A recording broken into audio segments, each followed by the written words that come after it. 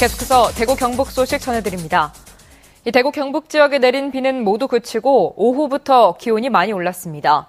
오늘 새벽부터 내린 비는 구미 5mm, 대구 0.5mm의 강우량을 기록하며 오전에 모두 그쳤습니다.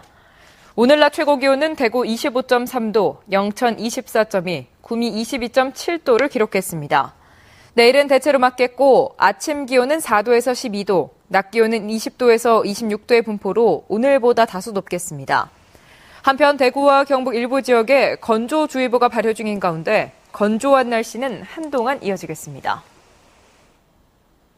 세월호 참사, 서울 메트로 2호선 추돌 사고 등 근래 안전사고가 잇따르고 있는 가운데 대구 도시철도공사가 사고 대응 훈련을 진행했습니다. 훈련만큼이나 예방도 중요한데 경영 효율화를 추구하다 안전사고 예방이 뒷전으로 밀리고 있다는 지적이 나오고 있습니다. 양관희 기자입니다. 기관장님, 정부 두 번째 개시를 불렀습니다. 지하철 전동차에 불이 나자 기관사가 급하게 종합관제실에 보고하고 승객들에게 대피 안내 방송을 합니다. 여러분께서는 속히 최전 북한으로 대피하시기 바랍니다. 화재가 발생했습니다. 세월호 참사, 서울 메트로 열차 추돌 사고 등 최근 안전사고가 잇따르자 대구 도시철도공사가 화재, 탈선에 대비한 정기 훈련을 했습니다. 저희 도시철도공사에서는 주 1회 이상 실제 훈련을 반복해서 시민의 안전이 담보되도록 최선을 다할 계획입니다. 하지만 무엇보다 중요한 것은 사고 예방. 그런데 경영 효율화를 추구한 탓에 도시철도공사의 안전사고 예방 능력이 뒷걸음질 쳤다는 지적이 나오고 있습니다.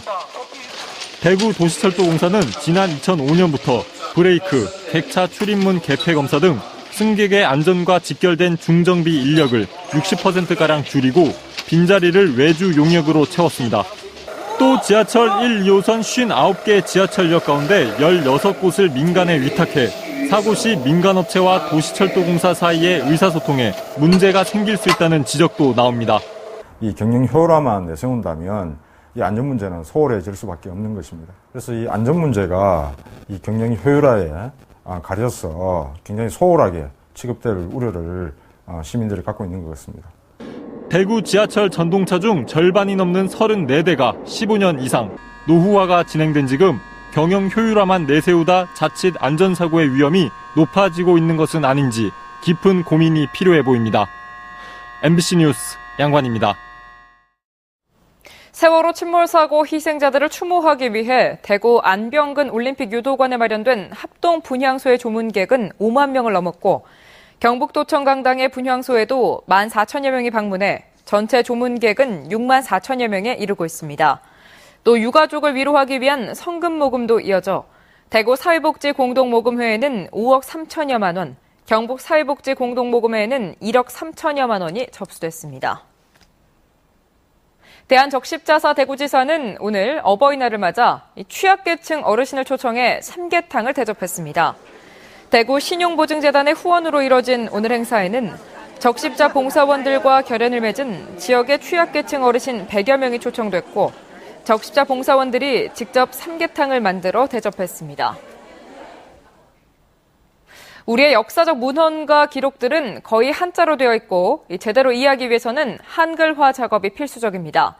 국학진흥원이 고전을 한글로 풀이하는 사업을 활발하게 펼치며 국학연구의 본산으로 자리매김하고 있습니다. 김건엽 기자가 보도합니다.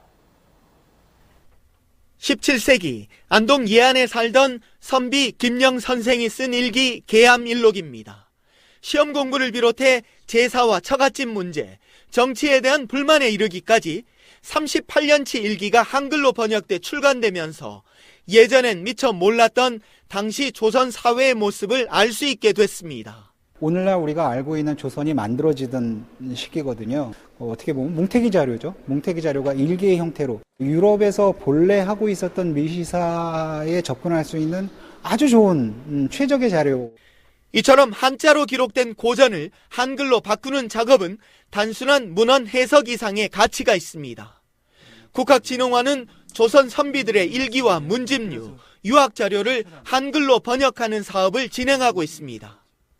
성리학 이외의 학문은 이단으로 여겨 관심조차 두지 않던 18세기, 그 이단의 학문을 분석하고 비판한 대야 유건유 선생의 이학집변 국역을 비롯해 지금까지 30여 권의 한글 번역 성과물이 발간됐고 다양한 분야의 연구 자료로 활용되고 있습니다.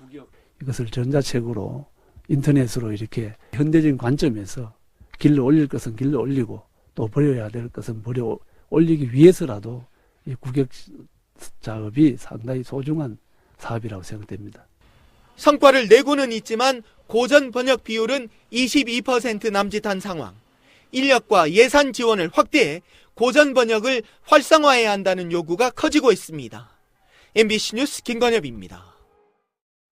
새누리당 대구시당 위원장인 주호영 의원이 오늘 국회에서 열린 의원총회에서 이 원내대표로 출마한 이완구 의원과 러닝메이트로 정책위 의장의 단독 출마에 표결 없이 만장일치로 합의 추대됐습니다.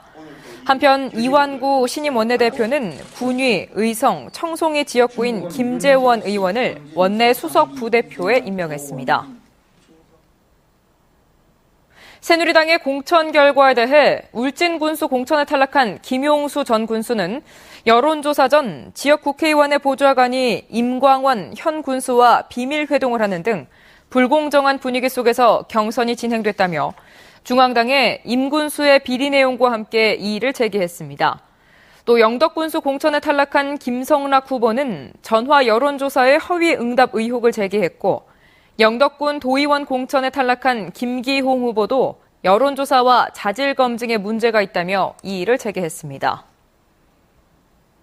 예천 김수남 전 군수가 어제 선거 때마다 지역 갈등과 주민 분열로 어려움을 겪었다며 지역 화합을 위해 이번에 출마하지 않겠다는 의사를 밝혀 예천 군수 선거전은 현 군수의 단독 출마가 예상되고 있습니다.